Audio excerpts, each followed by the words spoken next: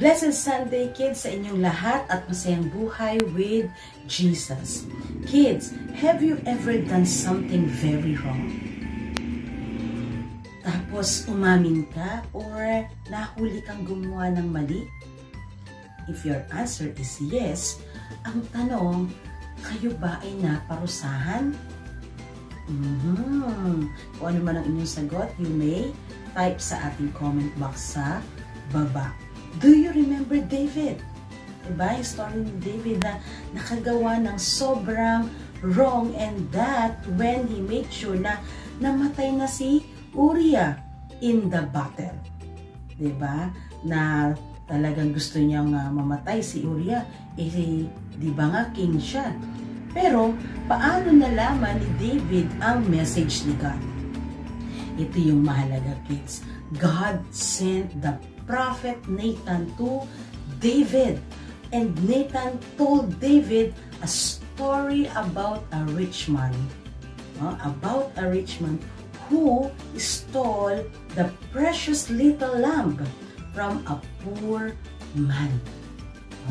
Pagkakwento nun, naikwento ni Prophet Nathan. Pagkatapos magkwento ni Prophet Nathan, sabi ni David, mali ang ginawa ng mayaman.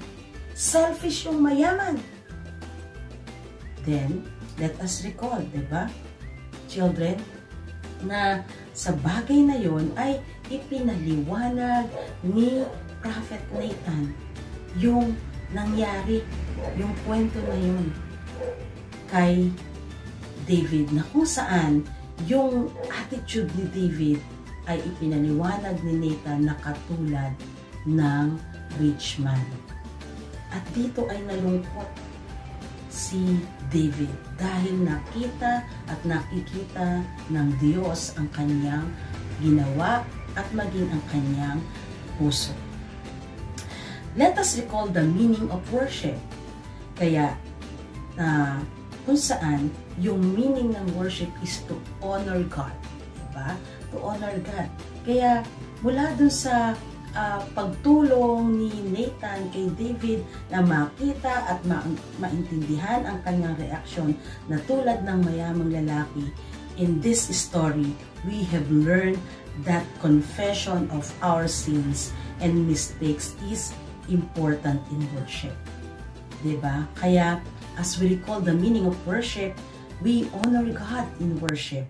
The only most worthy in worship is Jesus. Walang ibang pinakamahalaga sa ating pagsamba at walang ibang pinakamabuti sa ating pagsamba kundi si Jesus. Kaya, children, let me share with you the worthy of worship. Ano ba yung pagsamba na makakapagbigay ng honor kay Jesus?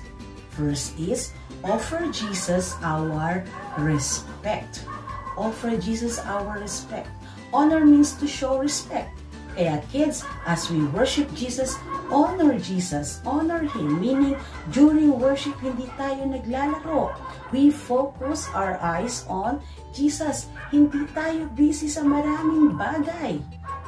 But instead, give our best worship to Jesus. Number 2, worthy of worship is admit and confess our mistakes. Diba? Aminin daw natin at ihingi natin ng sorry yung ating pagkakamali.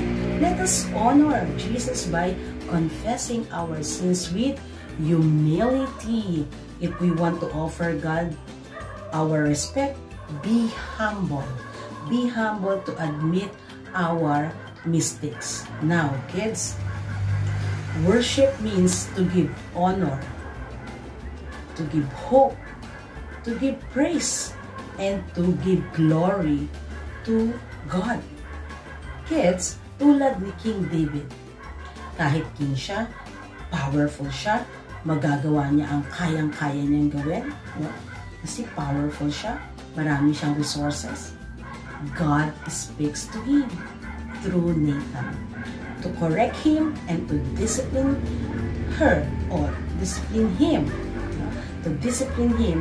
So kids, as we worship Jesus, remember the worthy of worship, offer God our respect, and admit and confess our mistakes. Amen.